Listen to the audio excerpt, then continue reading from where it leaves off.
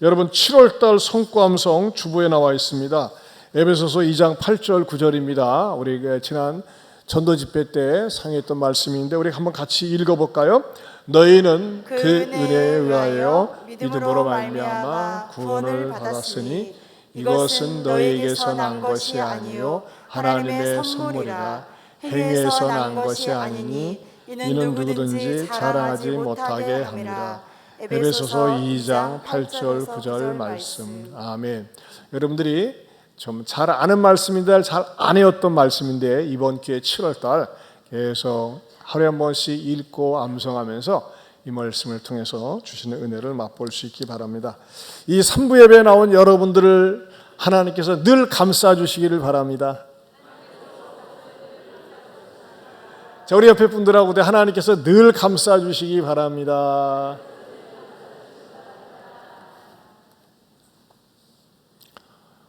어느 날 공들이 모여서 자기네들의 처한 현실에 대해서 한탄을 했습니다. 배구공이 먼저 말을 꺼냈습니다. 나는 말이야 무슨 잘못을 저질렀길래 맨날 따귀를 맞는지 모르겠어.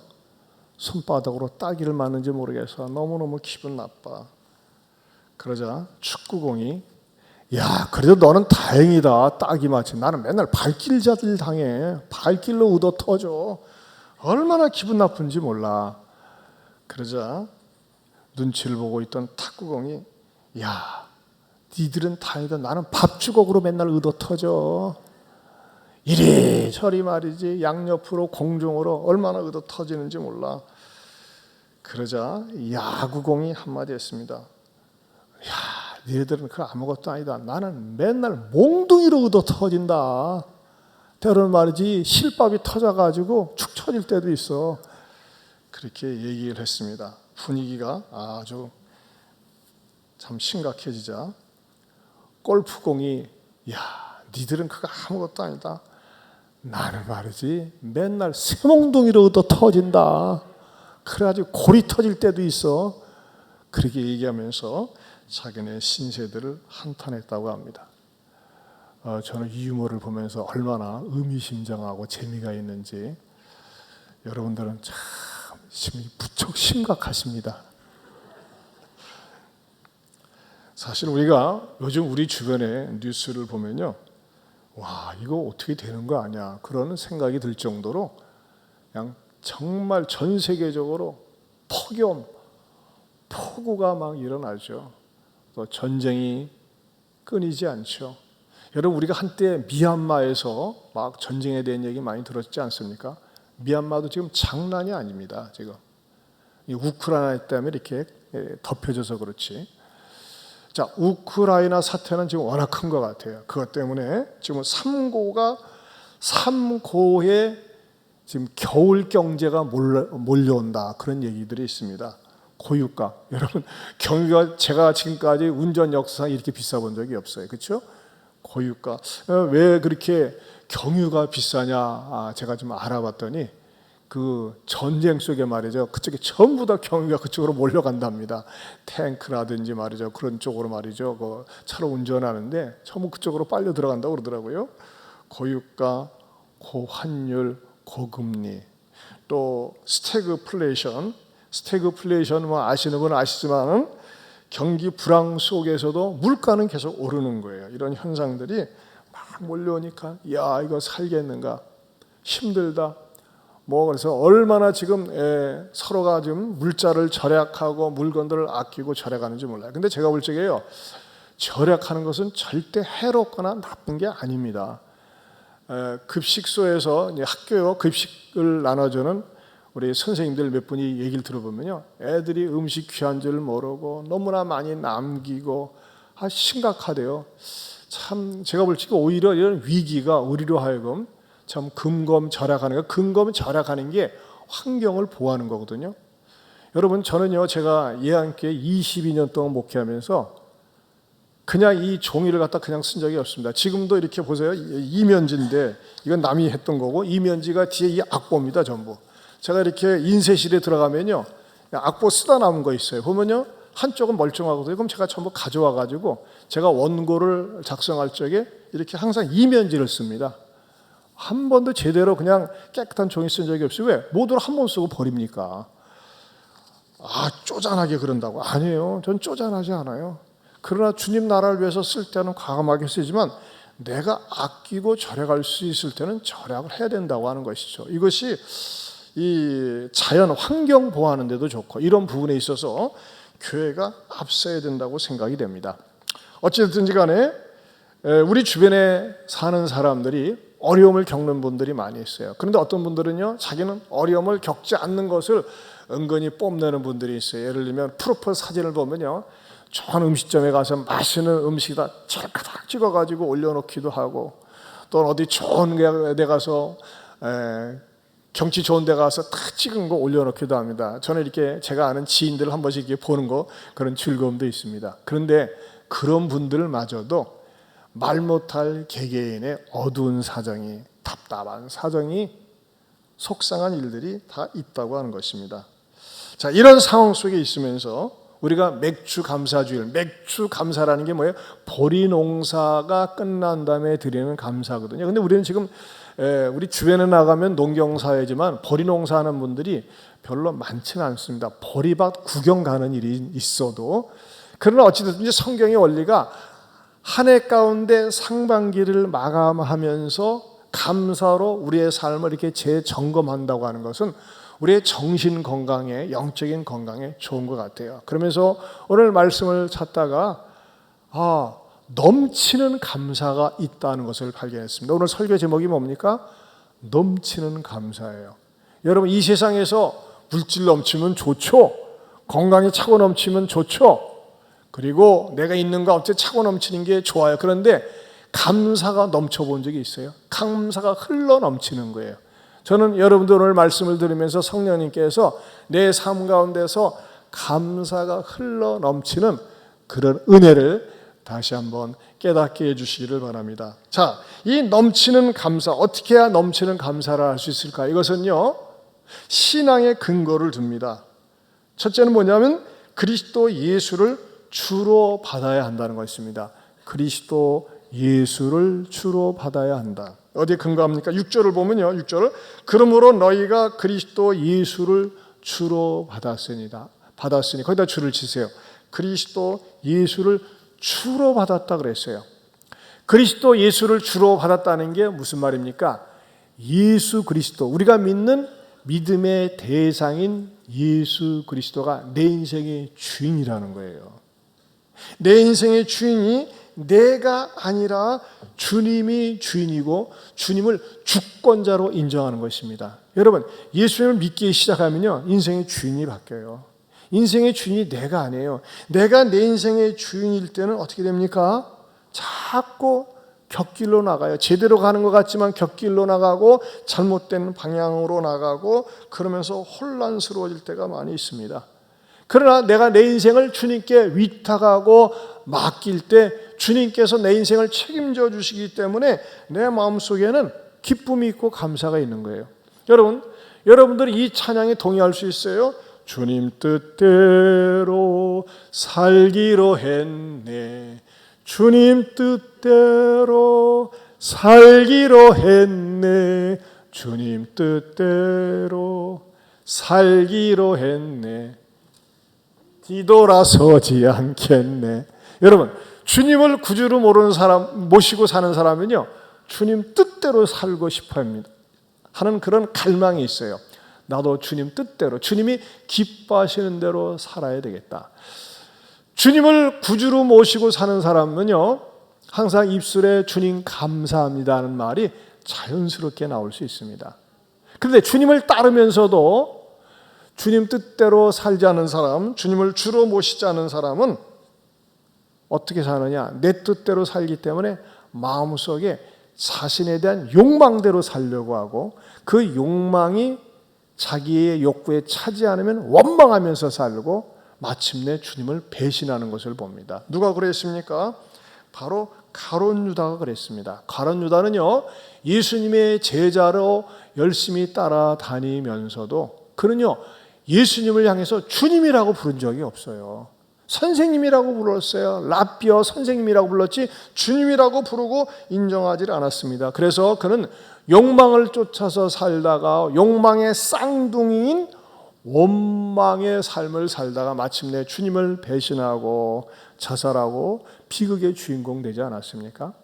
여러분, 예수님을 믿기로 하신 분들, 예수님이 내 인생의 주관자가 되십니다. 예수님이 내 인생의 주인입니다. 고백할 수 있길 바랍니다.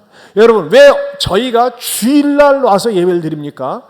주일날, 주님의 날이라고 하는 거예요. 주님이 주인 되시는 날, 내가 하나님 앞에 나와서 예배를 드립니다. 모든 날을 하나님께서 창조하셨지만 이 주일날은 주님의 날이기 때문에 주님 앞에 나와 예배를 드립니다 하는 의미가 바로 주일날이라고 하는 것입니다. 주일을 잘 지키는 사람은요, 주인이 누구인지를 알고 있는 거예요. 내 인생의 주인이 누구인지 아는 거예요. 그런 사람의 마음속에 감사가 있습니다. 이 사람이 저와 여러분이 될 수 있기를 축원합니다. 두 번째로는요, 넘치는 감사는요, 그 안에서 행해야 한다는 것입니다. 6절을 다시 보면요, 그러므로 너희가 그리스도 예수를 받았으니 뭐하다? 그 안에서 행하되 그랬어요. 주님 안에서 행하는 것입니다. 주님 안에서 행하는 사람은 어떤 특징을 가지고 있습니까? 주님을 주여 주여 입술로 고백하면서 그 주님의 삶을 따라가고 주님처럼 생각을 하고 주님처럼 행동하며 살려고 한다는 것입니다. 말로는 주여 주여 하면서 말이죠, 나여 나여 하면서 사는 것은요, 그것은 주 안에서 사는 삶이 아닙니다. 여러분, 이 세상의 삶은요, 우리로 하여금 세상의 유행과 유혹을 쫓아서 살도록 충동질을 합니다. 그러나 그리스도인들은요, 세상의 풍조가 아무리 그렇다 할지라도 믿음의 본질을 지키고 주님의 선하신 뜻이 무엇인지 분별할 수 있어야 됩니다. 로마서 12장 2절 세번역 성경에 이렇게 말씀하고 있습니다. 우리 한번 같이 읽어봅니다. 시작. 여러분은 이 시대의 풍조를 본받지 말고 마음을 새롭게 함으로 변화를 받아서 하나님의 선하시고 기뻐하시고 완전하신 뜻이 무엇인지를 분별하도록 하십시오. 네, 이 시대의 풍조를 본받지 않는 거예요. 이 시대의 풍조가 뭡니까? 간통죄 폐지됐으니까는 눈에 맞는 대로 끌린 대로 살아도 돼. 이게 세상의 풍조예요. 그러나 성경에서는 부부 이외의 남녀를 알아서는, 교제에서는 안 된다고 하는 것을 가르쳐주고 있습니다. 물론 처녀 총각은 결혼하기 위해서 만나야죠. 하지만 이미 결혼한 사람들은요, 자기 남편과 자기 아내 외에는요, 누구하고 교제하거나 어울리거나 그런 음란한 짓거리를 해서는 안 돼요. 그러나 세상은요, 합니다. 왜? 뭘 위해서? 재미를 위해서, 즐거움을 위해서. 이게 세상의 분위기니까, 세상의 풍조니까. 그러나 우리는 그것을 거부할 수 있어야 됩니다. 그것이 하나님의 백성의 삶이 되는 것이죠. 여러분, 미국의 대법원들이 말이죠, 거의 보수주의자들이 많이 자리를 차지하니까는 성경적인 결정을 했어요. 낙태하면 안 된다. 이전에는 또 낙태가 됐었는데 그냥 들고 난리가 났어요. 여러분, 하나님께서 주신 생명, 내 생명이니까 내가 지어도 된다. 이것은 성경의 가르침이 아니라고 하는 것입니다. 성경의 가르침이 아닌데 세상의 분위기가 그러하니까 동성애 존중하고 동성애 인정하자. 아닙니다. 잘못된 것입니다. 그것은 세상의 풍조입니다. 그런 것들에 대해서는 우리가 과감하게 반대하고 노라고 얘기할 수 있어야 됩니다. 세 번째로는요, 주 안에 뿌리를 박아야 한다는 것입니다. 7절에 보면 그 안에 뭐하며? 뿌리를 박으며 그랬어요. 여기서 뿌리라고 하는 것은 식물을 연상시키죠. 왜 뿌리를 박아야 합니까? 그렇지 않으면 열매를 맺지 못하고 죽어버리기 때문입니다. 뿌리가 있는 목적이 있습니다. 뿌리는 왜 존재합니까? 뿌리가 있는 목적, 그것은요, 두 가지인데, 첫째는 자양분을 공급받기 위해서입니다. 뿌리를 통해서 땅속에, 흙 속에 있는 영양을 공급받아야지만이 나무가 잘 자랄 수 있습니다. 두 번째는 뿌리가 있어야 나무가 든든히 선다는 것입니다. 여러분, 뿌리를 내리는데 땅속에 깊이 뿌리를 내려야 됩니다. 그렇지 않으면요, 막 바람이 세게 몰아칠 때 뿌리채 뽑힐 수가 있습니다. 제가 지난번 칼레 포럼 때 제주도를 갔는데 여러분 제주도 많이 가시잖아요. 제가 좋은 데 추천할게요. 제주에 동백동산이라고 있습니다. 그것은 원시림에 가까워요. 아주 숲길은 나 있는데 숲 안에 들어가면 어두울 정도, 대낮에도 어두울 정도로 그야말로 원시림으로 되어 있더라고요. 그걸 갖다가 보통 한 2km 정도 되는데 너무너무 좋더라고요. 더 좋은 건 입장료를 안 받습니다. 입장료가 없는 좋은 데입니다. 근데 제가 이게 제주도 그 동백동산을 쭉 들어가 보니까는 그 정상에 뭐가 있느냐? 습지가 있어요. 습지가. 야, 참 이 습지가 있어요. 이 참 제주도 하나님께서 만약에 제주도가 없었다면 어떻게 됐을까 싶을 정도로 제주도를 하나님께서 우리에게 주셨어요. 근데 제가 충격을 받았어요. 나무가 자빠져 있어 서 있지를 못하고. 왜 저것은 저렇게 자빠져 있냐 해가지고 사진 하나 찍었어요. 왜 자빠져 있어요? 모르겠어요? 뿌리가 뽑힌 거예요. 뿌리가 왜 뽑혔어요?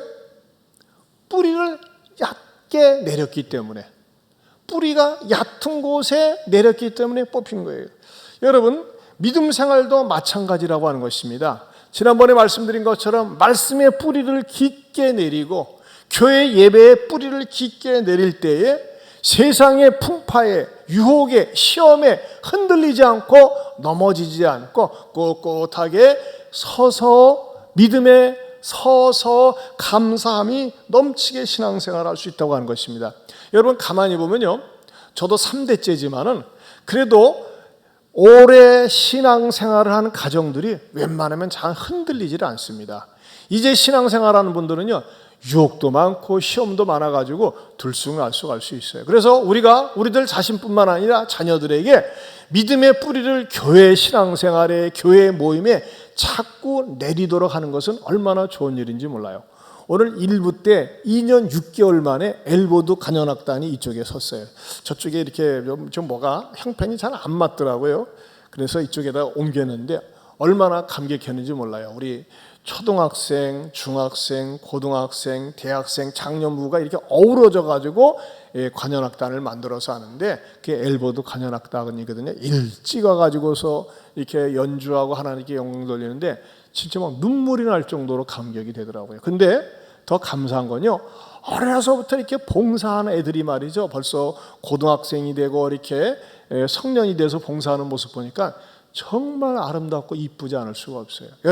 여러분의 자녀들이 믿음의 뿌리를 교회 생활을 통해서, 교회 활동을 통해서 잘 내릴 수 있도록 가르쳐 주시기 바랍니다. 지난 주간에도 어느 권사님이 식사를 초대해서 같이 식사하면서 얘기를 들었는데 다른 건 다 잊어버려도 크게 감동적이었어요. 그 권사님 가정이 그 군산 서수에 사는데 이 손주들이 말이죠, 금요일 날 학교를 끝나면 할머니 할아버지 댁에 와서 이렇게 지낸다고 하는 거예요. 이게 오래됐어요. 할머니 할아버지를 워낙 좋아하다 보니까는. 근데 이제 금요일 날 거기서 지내면서 토요일 날 또 지내고 이제 주일 날 교회로 오는데 토요일 날 교회에서 찬양 연습이 있는 거예요, 중학생 아이가. 근데 할머니 나 교회 좀 태워다 주세요. 하면서 그러는 거예요. 근데 때로는 이 칠순 되신 할머니가 피곤하잖아요. 그래서 오늘은 좀 쉬면 안 되냐, 할머니가 피곤하다 그랬더니 아니에요, 저 교회에서 찬양 연습하는데 빠지면 안 돼요, 제가 빠지면 안 돼요 하면서 말이죠, 꼭 가야 된다는 거예요. 그래서 이 손녀딸을 데려다 주고 또 다시 태우고 왔다가 주일날 오고 그러는데 그 할머니 마음속에 뭐가 있나, 얼마나 기쁘고 감사한지.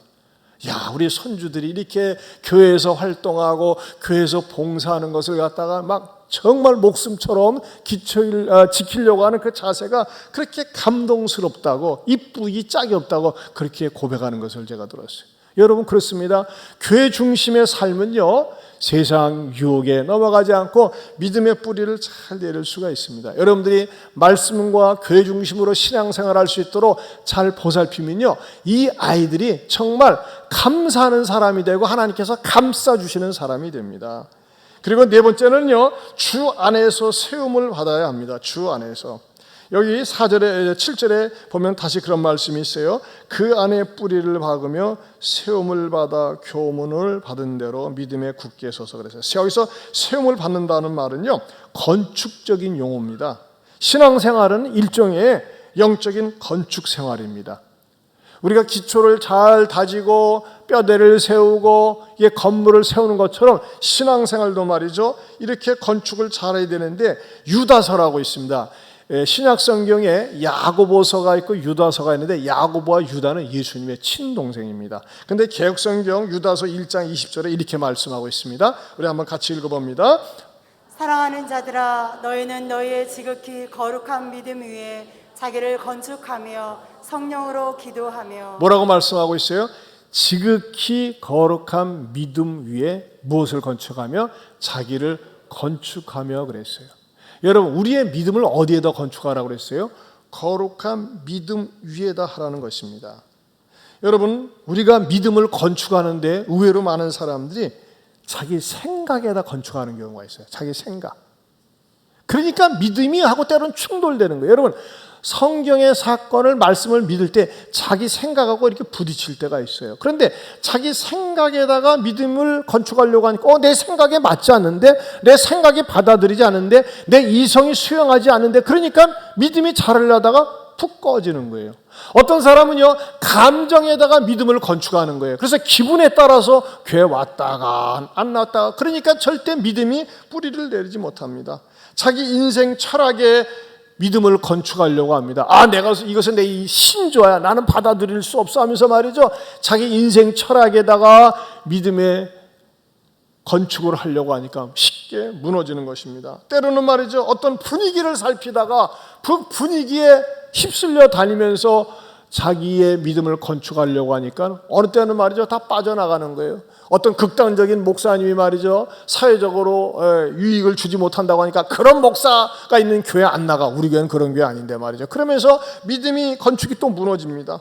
때로는 여론이 좋지 않다고 그래가지고 말이죠, 그런 것 때문에 흔들리는 그러한 그리스도인들도 있어요. 여러분, 그렇게 신앙생활하면은 절대 믿음이 제대로 잘 세워지지 않는다고 하는 것입니다. 우리가 말이죠, 주 안에서 세움받는 목적이 무엇일까요? 그것은요, 오늘 메시지가 여기에 초점이 맞춰져 있습니다. 그것은 뭐냐면 다섯 번째로 감사함이 넘치게 된다는 것입니다. 한번 따라서 합시다. 감사함이 넘치게 된다.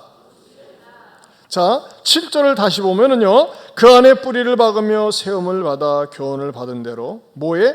믿음에 굳게 서서 감사함을 넘치게 하라. 여러분, 믿음이 굳게 서면요, 어떠한 상황에서도 감사가 쉽게 나옵니다. 그러나 믿음이 굳게 세워지지 않고 믿음이 병들거나 믿음이 무너지면요, 감사 대신에 원망이 나오고 쉽게 자기의 믿음과 감사도 다 무너진다는 것입니다.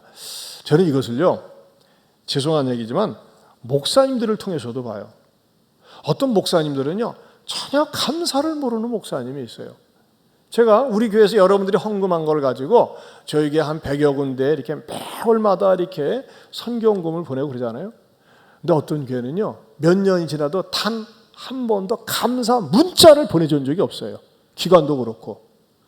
그러면 교회 여러분 성도들의 헌금을 가지고 선교 헌금을 보내고 그러는데 감사 문자도 보낼 줄도 모르고 감사도 모르는 분들은 뭘까요? 전 제가 볼 때 그분들 목회에 문제가 있어요. 지극히 작은 것에 감사를 해야지만이 큰 것도 주시고 큰 것에 대한 감사가 나오는 건데 당연하게 생각하는 거예요. 그리고 호의를 갖다가 권리로 생각하는 거예요. 그것은 믿음의 기초가 없는 것입니다. 그러나 여러분, 우리가 누가 무엇을 나한테 잘해 주었을 때, 무엇을 받았을 때, 얻었을 때 감사할 수 있지만 극심한 환난이나 어려운 가운데서 일이 안 풀릴 때 감사할 수 있습니까? 그것은요, 그런 감사는 믿음의 뿌리가 견고한 상황 속에서 하나님께 대한 절대적인 신뢰 속에서 나온다고 하는 것입니다.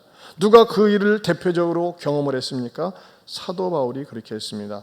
우리 고린도후서 1장 8절 9절을 한번 같이 보겠습니다. 같이 봅니다. 시작. 형제들아, 우리가 아시아에서 당한 환난을 너희가 모르기를 원하지 아니하노니 힘에 겹도록 심한 고난을 당하여 사회소망까지 끊어지고 우리는 우리 자신이 사형 선고를 받은 줄 알았으니 이는 우리로 자기를 의지하지 말고 오직 죽은 자를 다시 살리시는 하나님만 의지하게 하심이라.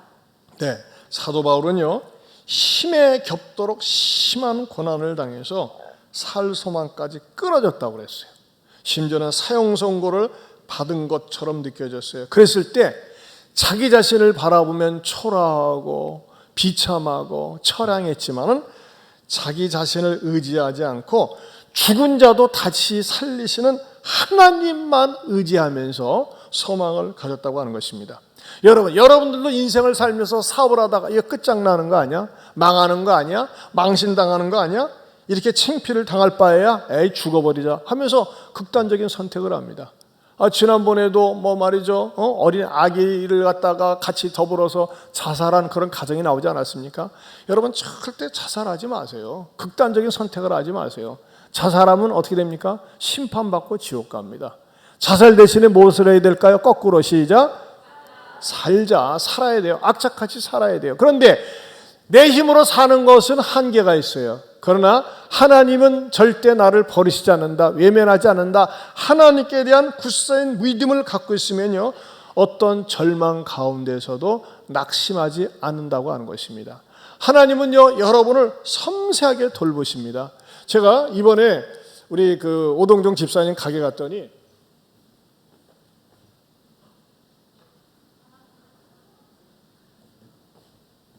와, 식당에 갔더니 여러분 보세요. 어떻게 장미가, 이거 조화 아니에요. 생화예요, 생화. 제가 뭘 느꼈냐면요, 이야, 여기다 이렇게 해가지고 티슈에다 물을 줘가지고 키우는데 너무너무 감동을 받았어요.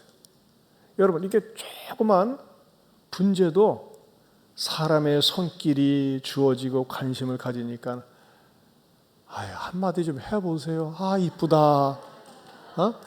이쁘다. 얼마나 이쁩니까? 예? 스크린.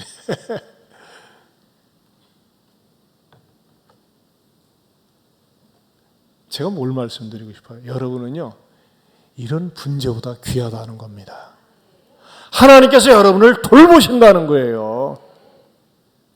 여러분, 이런 분재마녀도 주인의 손길에 의해서 잘 가꾸어지니까 얼마나 아름답습니까? 하물며 여러분이랴. 하나님은 여러분의 인생을 아무리 힘들고 어려워도 나를 책임져 주시고 보살펴 주시고 이끌어 주심을 믿을 수 있기를 바랍니다. 1735년도의 일입니다. 가을에 영국을 출발한 시몬즈 호라는 배를 타고 미국으로 향하고 있었습니다. 그 배에는 여러 부류의 사람들이 있었습니다. 근데 그 배에는요, 감리교의 창시자인 웨슬리가 타고 있었습니다. 그런 선교를 위해서 미국 조지아주로 향하는 중이었습니다. 그런데 그 배가 말이죠, 지금과는 달리 4개월 동안 항해를 해야 했습니다.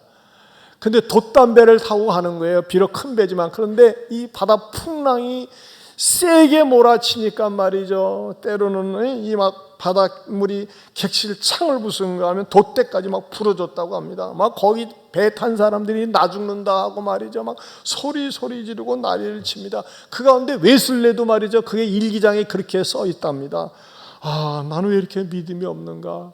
나는 왜 이렇게 그냥 참 죽지 않으려고 안달복달을 하는가? 그런 글을 웨슬레가 써놨습니다. 그런데 웨슬레가 충격을 받았어요. 사람들이 배가 휘청거리고 뒤집어지고 사람들이 이리 구르고 저리 구르는데 가운데서도 얼굴에 평온함을 유지하고 고통당하고 구토하고 어려움을 겪는 사람들에게 찾아가서 닦아주고 위로해주고 격려해주고 걱정하지 말라고 얼굴에 평온함을, 평상심을 유지하는 몇몇 사람들을 본 거예요. 그래서 웨슬레가 찾아가서 물어봤어요. 당신들은 도대체 누구길래 이 어렵고 힘든 가운데서도 나는 무섭고 두렵고 그런데 그래 평안함을 유지합니까? 그랬더니 이 사람들이 우리는요, 로마 카톨릭의 탄압을 피해서 독일로 이주했던 보헤미아 개신교인들입니다. 우리도 왜 안 두렵겠습니까? 왜 안 무섭겠습니까? 그러나 우리의 두려움보다도 큰 것은 하나님은 결코 우리를 버리지 않는다고 하는 믿음이 있기 때문입니다. 설령 우리가 세상을 떠난다 할지라도 우리는 천국에 갈 수 있다고는 확신 때문이지요. 살아도 주를 위하여 살고 죽어도 주를 위하여 죽나니 사나 죽으나 우리는 주의 것입니다. 이 믿음이 우리에겐 있답니다. 그렇게 고백을 하더라는 거예요. 저는요, 이 정말 그야말로 이 모라비안 교도들처럼, 이 성도들처럼 사나 죽으나 우리는 주님의 것입니다. 이 고백이 우리에게 있으면서 아무리 환경이 무섭고 두렵게 달려든다 할지라도 죄짓고 실망하고 원망하는 것이 아니라 감사함이 넘칠 수 있는 성도들 될 수 있기를 바랍니다. 이분들을 생각하면서 이 찬양이 생각이 났어요. 큰 물결이 설레는 어둠 바다, 저 등대의 불빛도 희미한데. 우리 한번 이 찬양 1절 불러보겠습니다.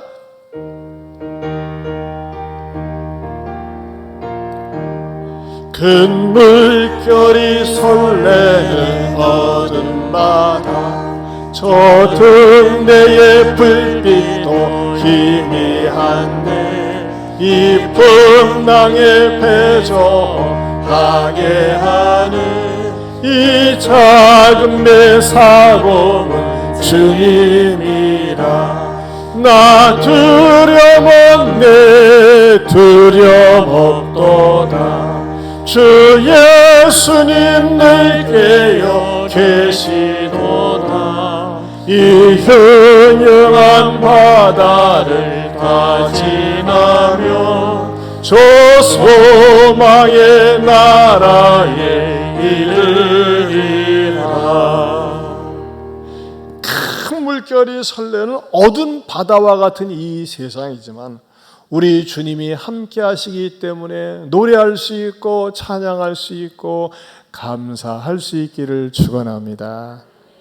여섯 번째로, 깊은 감사는 믿음으로부터 나온다는 겁니다. 깊은 감사는 믿음으로부터 나온다. 여러분, 우리가 어느 때 감사할 수 있습니까? 선물 받았을 때, 취직했을 때, 승진했을 때, 합격했을 때, 일이 잘 풀렸을 때 감사할 수 있어요. 그런데 일이 안 풀려요. 어려워요. 내가 이렇게 기도했는데 응답이 되지 않아요.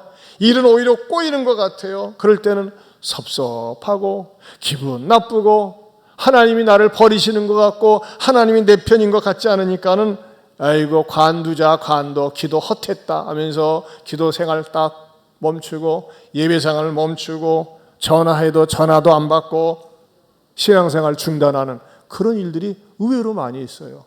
참, 이런 경우 왜 그런 거죠? 믿음이 약해서 그런 거예요. 믿음이. 여러분, 이 믿음과 감사는 깊은 상관관계가 있다고 하는 것입니다.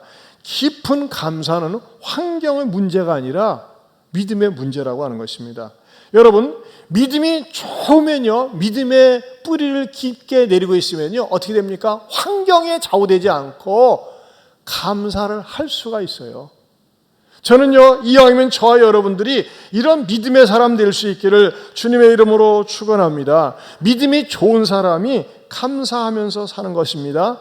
감사하면서 살 때 하나님이 모든 환경을 감싸주시는 거예요. 남들은 원망할 수밖에 없고 불평할 수밖에 없는데도 불구하고 감사로 해석이 되어지고 감사가 나와지고 감사로 해석되면서 감사로 밀어붙일 수 있는 것입니다. 믿음이 적고 믿음이 병들면요, 내가 원하는 대로 되지 않았을 때, 내 기도가 응답되지 않았을 때 당장 원망, 불평하면서 마음에 시험이 들고요, 아울러서 우울증 생기고 병이 들기 시작하는 거예요. 그러나 여러분, 믿음이 깊은 사람은요, 내가 내 원하는 대로 응답되지 않았지만, 내가 바라는 대로 되지 않았지만 무슨 하나님의 뜻이, 하나님의 섭리가 있겠지라고 하는 그 기대감을 가지고 오히려 감사로 해석하면서 감사로 나아간다는 것입니다. 여러분, 이 시대에 탁월한 목사님 가운데 한 분이 이동원 목사님이세요. 이동원 목사님은 저기 지구촌 교회 지금 원로 목사님으로 계시는데 2020년 코로나가 한창 진행되고 있을 때 2020년 10월 달에 암투병을 하던 둘째 아들 이범 집사가 42살에 세상을 떠났습니다. 이범 집사는요, LA 거주하면서 아주 변호사로 일을 해왔습니다. 근데 암이 발병이 되고 투병 생활할 때 그렇게 건강했던 아들이 암이 발견이 되고 기도를 할 때 혼자 기도했겠어요? 전 교인한테 부탁을 했어요. 중보 기도를 부탁하고 시간 정해놓고 기도하고 얼마나 간구하고 매 달렸는지 모릅니다. 그런데 젊은 나이에 42살에 세상을 떠났습니다. 얼마나 충격이 크겠어요. 사실 목사님 입장에서요, 모든 교인들한테 우리 아들 아직 젊고 할 일이 많이 있고 LA에서 변호사 생활을 하면서 많은 사람에게 유익을 주고 있으니까는 살아야 됩니다, 살려주세요 하면서 얼마나 많이 기도를 했겠습니까? 그런데 그 아들이 그냥 하나님이 불러갔어요. 장례를 마치고 우리 목사님이 도대체 어떻게 반응을 보일까, 뭐라고 교인들한테 얘기할까 궁금하지 않았겠습니까? 근데 이동원 목사님은요, 교인들 앞에 지인들에게 이렇게 공표를 했습니다. 그 제목이 뭐냐면 이동원 목사의 아들 범과 작별하며 드리는 감사였습니다. 10가지 감사가 나와요. 10가지 감사, 10가지 감사를 한번 띄워주세요. 제가 홀수를 읽고 여러분들이 짝수를 읽으시기 바랍니다. 첫째, 아들이 그 지독한 암의 통증에서 해방되어 감사합니다.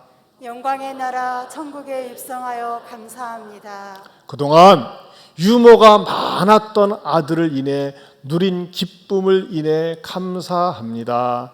단 한 번도 불평 없이 자랑만 하던 아내와 애교덩어리 손자를 남겨주어 감사합니다. 어려서 게임을 좋아하더니 게임 변호사가 된 것을 감사합니다. 아들의 고통을 통해 예수님을 내어주신 하늘아버지의 고통을 알게 하심을 감사합니다. 아들의 암투병을 통해 수많은 암 환자의 고통과 연대하게 된 것 감사합니다. 또한 자식을 먼저 떠내보낸 수많은 부모들의 고통과 연대하게 되어 감사합니다. 아들의 치유를 위해 기도한 수많은 중보 기도자들과 한 지체가 되어 감사합니다.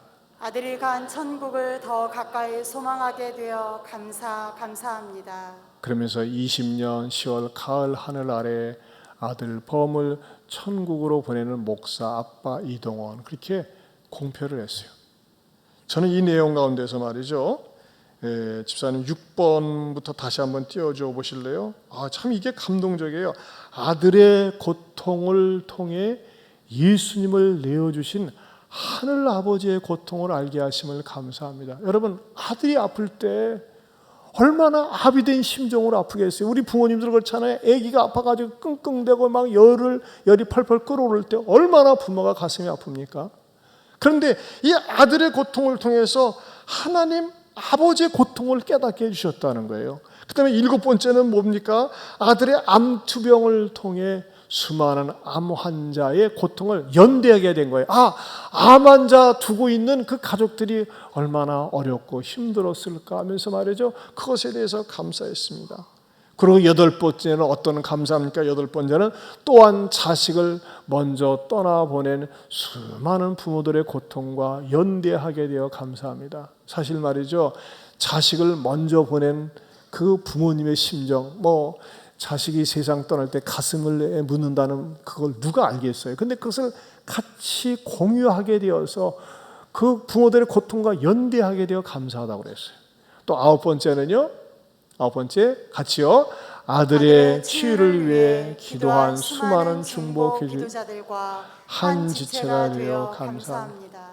아들의 치유를 위해서 그렇게 많이 기도했는데 응답 안 한 것에 대해서 섭섭한 게 아니라 그 순간까지 하나가 되어서 기도한 것이 감사하다는 것입니다. 여러분, 이 10번째 감사는 얼마나 위대합니까? 10번째 보겠습니다.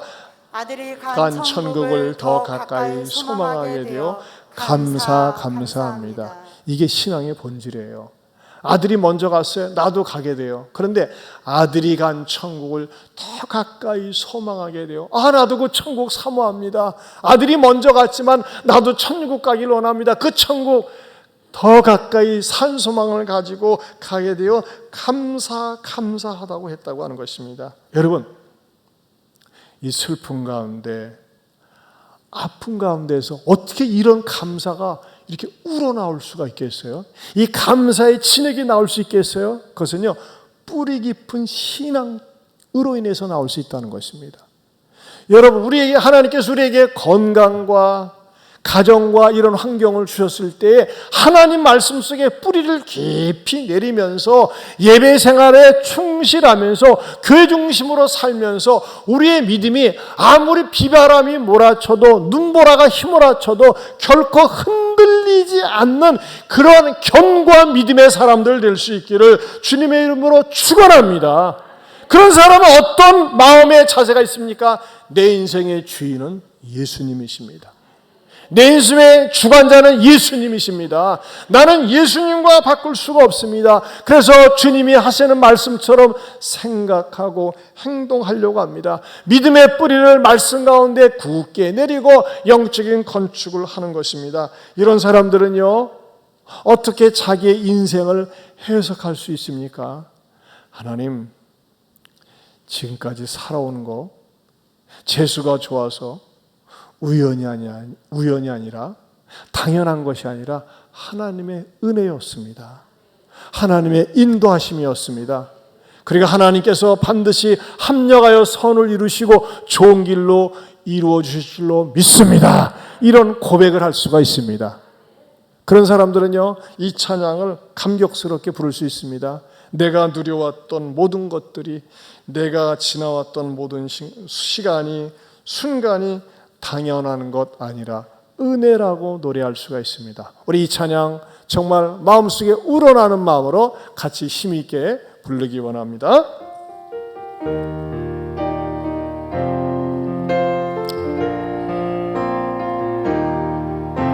내가 누려왔던 모든 것들이, 내가 지나왔던 모든 시간이,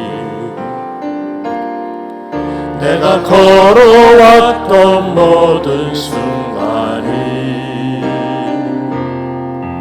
당연한 것 아니라 은혜였소. 아침 해가 뜨고 저녁에 노을, 봄의 꽃향기와 가을의 열매, 변하는 계절의 모든 순간이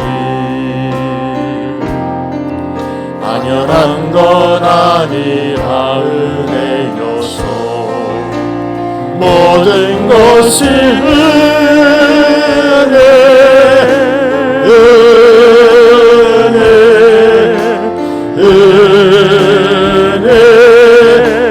한없는 은혜.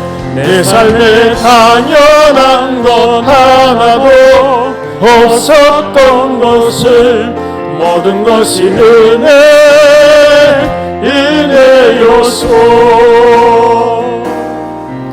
내가 이 땅에 태어나 사는 것,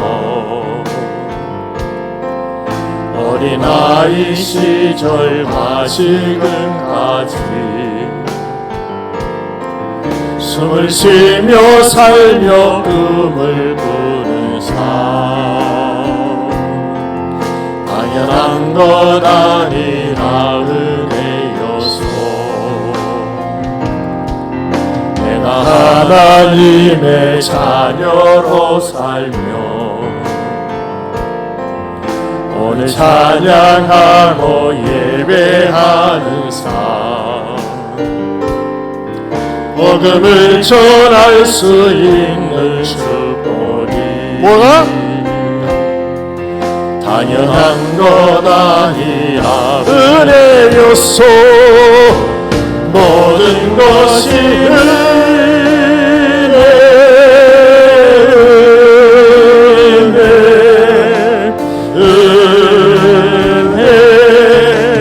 한없는 은혜. 내 삶에 당연한 것 하나도 없었던 것을 모든 것이 은혜. 우리 일어서서 모든 것이 은혜.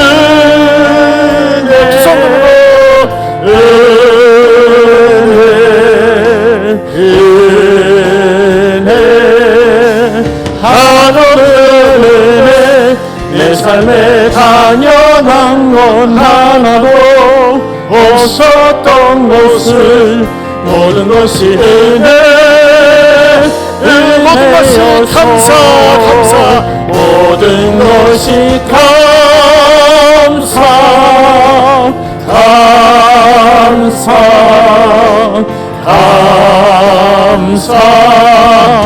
하나는 감사 내 삶에 당연한 건 하나도 없었던 것을 모든 것이 감사 모든 것이 감사 모든 것이 감사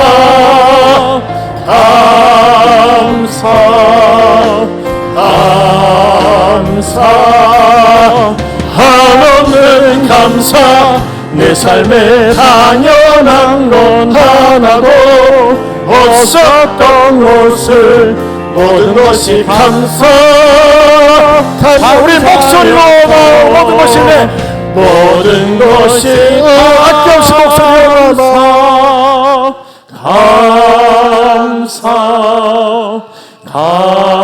감사 한없는 감사 내 삶에 당연한 건 하나도 없었던 것을 모든 것이 감사 악기와 더불어 은혜 모든 것이 은혜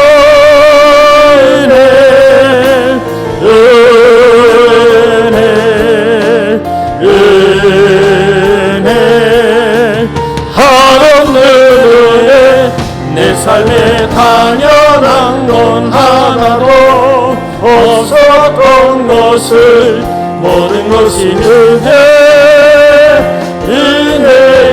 은혜였소. 우리 시간에 두 손 모으고 기도하기 원합니다. 여러분, 은혜가 메말랐습니까? 감사가 메마른 것 같습니까? 짜증만 나고 원망만 생기고 불평하는 것이 익숙해져 있습니까? 여러분, 믿음이 떨어져서 그래요. 믿음이 병들어서 그래요.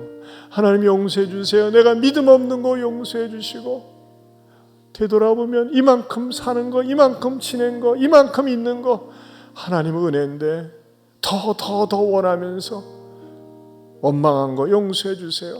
지금 당장 응답되지 않았지만은 하나님은 합력해서 선을 이루실 것을 믿어요. 하나님 함께 해주시고, 하나님 고마워요, 감사해요. 이 시간에 감사기도, 믿음이 병들어서 그렇다면 내 믿음 없는 거, 병든 거 용서해달라고 회개 기도를 하고 하나님 앞에 기도하겠습니다. 우리 두 손 들고 주여 삼창하고 기도합니다. 주여 주여 주여. 하나님 아버지 감사합니다. 고맙습니다. 주님 우리에게 주신 은혜 베풀어 주시네. 너무나도 많고 고맙건만 원망하며 불평하며 사는 죄를 용서하여 주시옵소서. 하나님 아버지, 하나님 아버지, 믿음이 병들었기에 감사가 나오질 않습니다. 믿음이 작기에 큰 감사가 나오지 않습니다. 하나님 아버지 앞에서 우리 모두가 믿음을 회복하여서 뿌리 깊게 신앙을 내리고 하나님 앞에 감사할 수 있는 우리가 되게 하여 주시옵소서. 하나님 아버지, 지난 6개월 동안 여기까지 이만큼 인도해 주심을 감사합니다. 주님, 우리로 하여금 내 방식대로, 내 원하는 대로 응답되지 않았지만, 이루어지지 않았지만 감사할 수 있는 뿌리 깊은 신앙인들이 되게 하여 주시옵소서. 그래서 이 세상 그 어떤 세력도 어떤 것도 나를 무너뜨릴 수 없는 믿음의 사람, 감사의 사람 되게 하여 주시옵소서. 이제는 우리 주 예수 그리스도의 은혜와 하나님 아버지의 변함이 없는 사랑과 성령님의 감화감동 교통하심의 은혜가 뿌리 깊은 믿음을 통해서 넘치는 감사의 사람이 되겠노라고 다시 한번 다짐하는 성도들 위해 영원토록 함께 있을지어다. 아멘.